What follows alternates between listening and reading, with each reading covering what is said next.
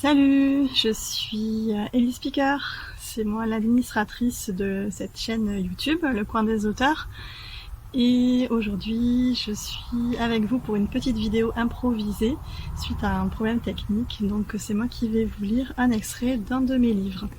Je vais vous parler de mon premier livre qui est sorti en 2017 en version numérique aux éditions La Condamine. C'est un livre qui s'appelle Alice Online. C'est une romance, on peut dire, assez pimentée, mais pas que. C'est un livre dans lequel j'ai voulu aborder plusieurs sujets et poser plusieurs questions qui me tenaient à cœur. D'abord, ça parle du virtuel. Qu'est-ce qu'une relation virtuelle? Est-ce qu'on peut nouer une vraie relation par écran interposé, ou quelles sont les limites? Et aussi, voilà, qu'est-ce qu'on peut se permettre ou ne pas se permettre de faire derrière un écran? Est-ce qu'on se sent plus libre parfois de faire des choses qu'on n'oserait pas faire dans la vie réelle?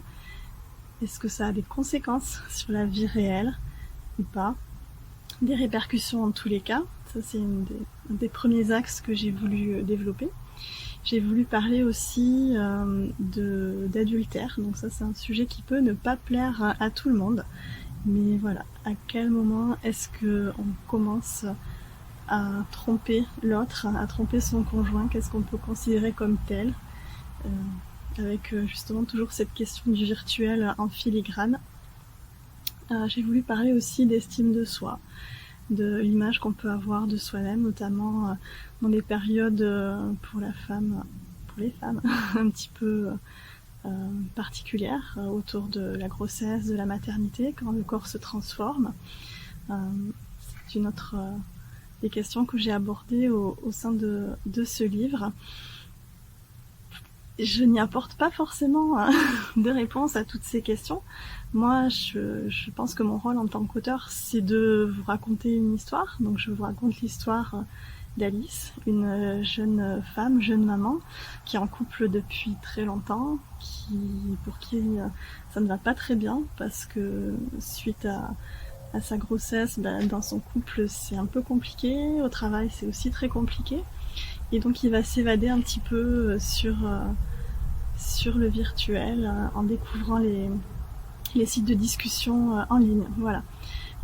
À chacun de vous de prendre ce que vous voulez dans ce livre.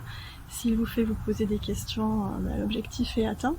Et après, chacun à son niveau peut trouver ses propres réponses et placer le curseur là où il le souhaite. Je voulais quand même vous montrer la couverture, mais je sais pas ce que j'ai fait sur ma liseuse. J'ai bugué. Alors c'est pas grave. On va hop.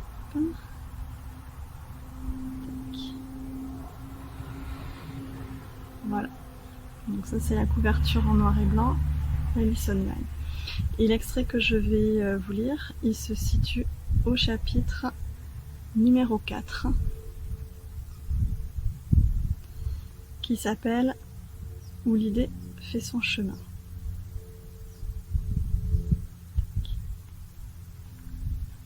C'est parti. Où l'idée fait son chemin. De retour dans son bureau, Alice retrouve la solitude et l'ennui. En moins d'une heure, elle a fini son travail et aucun appel ni message ne laisse présager une nouvelle tâche pour l'après-midi. D'habitude, dans ces moments-là, Alice surfe sur le net, commande en ligne pour les courses de la semaine, messagerie perso, réseaux sociaux, en désactivant la messagerie instantanée, on ne sait jamais, sites de fringues, etc. D'autres fois, elle s'amuse à taper le nom d'anciennes connaissances pour voir ce qu'elles sont devenues. C'est étrange de constater que celui qui n'était pas bon au collège a finalement fait de longues études, ou que celle qui sortait tous les soirs est à présent une mère de famille rangée. Elle se régale de retrouver d'anciens amoureux transis et scrute leurs photos à l'affût des marques du temps. Elle reprend parfois contact, mais cela s'arrête souvent aux banalités d'usage. Et si Alice hésite. Elle soupèse la question, puis finit par laisser la curiosité l'emporter. Après tout, personne n'en saura rien. Elle fera juste un petit tour sur le site pour voir. Elle ne veut pas passer pour la mère de famille coincée qui ne connaît pas les chats. Elle passe en navigation privée et tape le nom du site dans la barre de tâches. www.baratin.com.